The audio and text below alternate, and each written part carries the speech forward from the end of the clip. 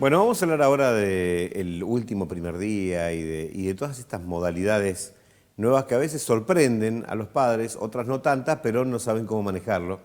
Y esto vamos a hablar con un especialista perteneciente al staff de Espacio Adolescente de Clínica Centro, la doctora Gabriela Provenzano. Bienvenida, buenos días.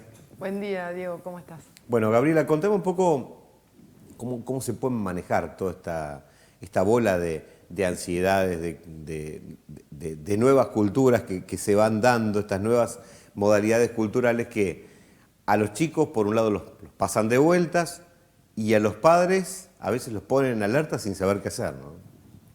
Sí. Bueno, mira, el UPD es un ritual que ya lleva varios años, que tiene como un recorrido, una historia.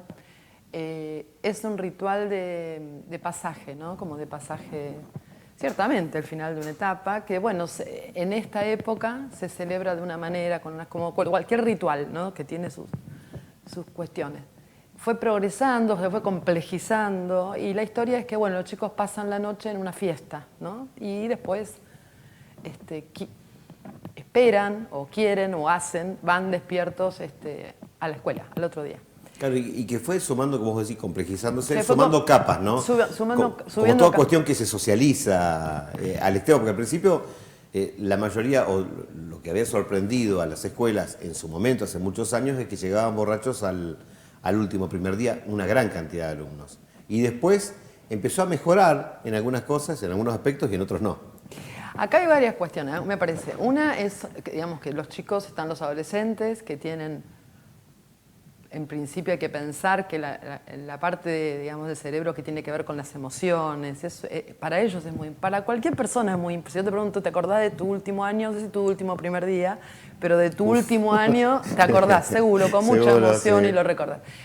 Para el adolescente, todo lo que tiene que ver con la afectividad, con la emoción, en su cerebro desarrolla más temprano que las cuestiones que tienen que ver con el control de impulsos y con el freno. Como el freno del auto del adolescente está medio flojo, ajá, pero es una cuestión biológica, ¿no? En su desarrollo.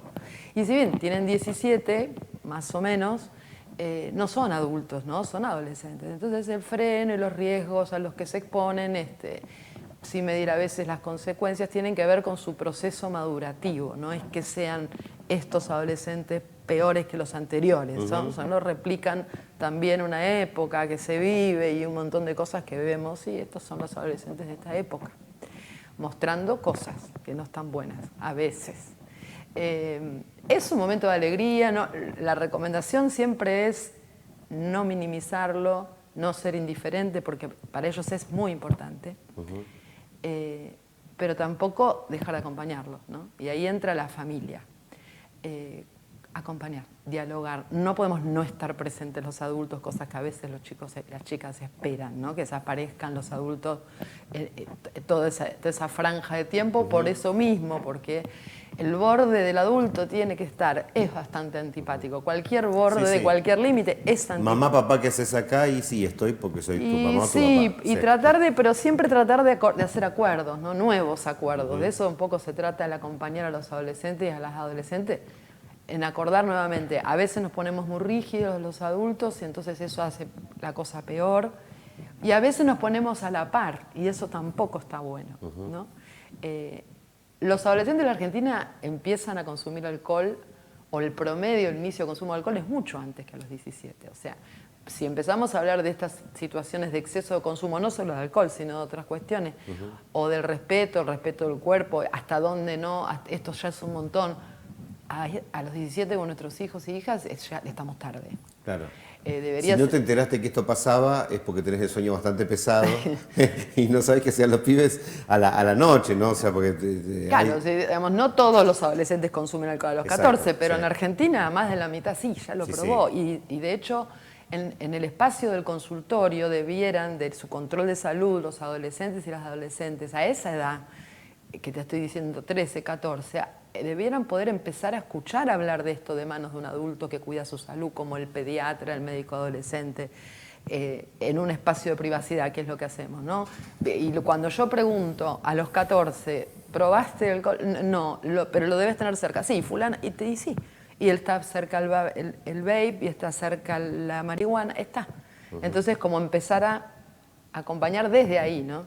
Y en este ritual puntual me parece que sí hay que asegurar de parte de los adultos el traslado, que coman antes de ir, organización entre las familias, que eso se hace bastante, ¿no? Organizar algo, siempre hay padres más proactivos que otros, pero bueno, capaz que siempre alguna función se puede hacer en garantizar, bueno, esto, cómo van a ir, cómo se van a transportar, y las instituciones educativas, bueno, cuál va a ser el acuerdo con los adolescentes y con las familias para definir si están en condiciones de ingresar a una institución donde además hay otro montón de chicos, ¿no?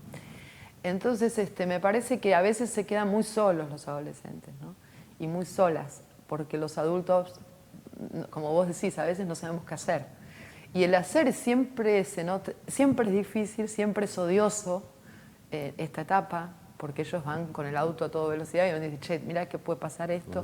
Y ellos no lo ven así, nosotros no lo veíamos así cuando éramos jóvenes. Claro, ese es el tema también, acordarse cada vez que aconsejamos, cada vez que tomamos acción, lo que nos provocaba a esa edad de ellos un tema musical, por ejemplo, pavadas, ¿eh? La emotividad, bueno, desbordada. Desbordada, ¿sí? Y está bien que así sea, está bien, es parte de la evolución del proceso madurativo del ser humano. Y otra cuestión que a veces los adultos también nos ponemos en esta cuestión tan adultocéntrica, ¿no? De que nosotros, y hay pocos encuentros entre adultos de celebraciones donde no haya exceso de alcohol, ¿no?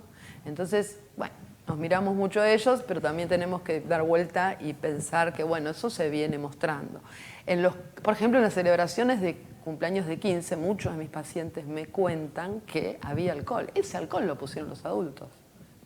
Y los médicos, los neurólogos, todos los que nos ocupamos del desarrollo de las personas adolescentes, tenemos firmes con pruebas y ya de larga data de cómo afecta el desarrollo del cerebro. Por eso ese consumo está prohibido hasta los 18. Los chicos consumen alcohol igual. La prohibición, ¿viste? Y más si está prohibido. Más si está prohibido. Sí. Entonces, bueno, si van a consumir alcohol, tratar que de esta celebración se acuerden con alegría siempre y no porque terminaron en el hospital o en un accidente o o teniendo situaciones desagradables que no solamente tengan que ver con lo sexual, sino con otro tipo de cuestiones como agresiones o situaciones, porque ya sabemos que los adolescentes tienen el freno flojo, el alcohol o la sustancia que consumen bajan ese freno y bueno, entonces aparecen situaciones de desborde que me parece que sí, hablarles. Y una cosa, no olvidarse que son nuestros hijos y nuestras hijas, ¿no? Que no se transforman en demonios, que no, digamos, son los mismos. Y si vos venís teniendo un diálogo con tu hijo, con tu hija a lo largo de la adolescencia, bueno, hay que volver a pautar, esto sí, esto no, voy a estar, no voy a estar, eso no lo podemos poner bueno, no, si te molesta, no podemos desaparecer, por más antipático que sea. Bien, que papá se vuelva adulto y sea papá, y mamá sea mamá y listo. Que los adultos estemos siendo adultos, ¿eh? Sí, eso sería la recomendación. Gabriela, muchísimas gracias. No, gracias a vos.